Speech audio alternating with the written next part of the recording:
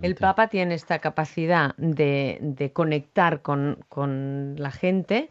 Ha mandado mensajes muy claros, Mm, ha mandado mensajes muy claros en términos casi de justicia mm, social, mm, sin meterse directamente en la mm, mm, política de mm, los mm, mm. estados, respetando la política de los estados. En cambio, en la Conferencia Episcopal Española, el señor Rocco Varela se ha puesto a veces al lado de determinadas leyes del Partido Yo no Popular. tengo absolutamente nada que decir sobre la Conferencia Episcopal Española, no es mi tarea y yo no tengo que juzgar de esto.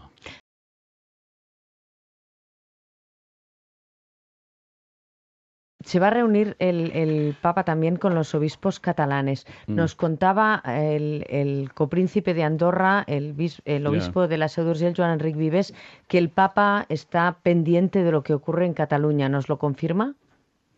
El Papa es siempre muy bien informado sobre lo que se pasa en los diferentes países, en el Venezuela, en la República de Centroáfrica, en la Ucrania, en Italia.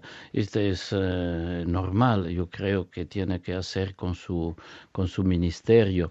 Él tiene en su corazón todos los problemas de los católicos, no solamente de los católicos, de los hombres, de las mujeres del mundo.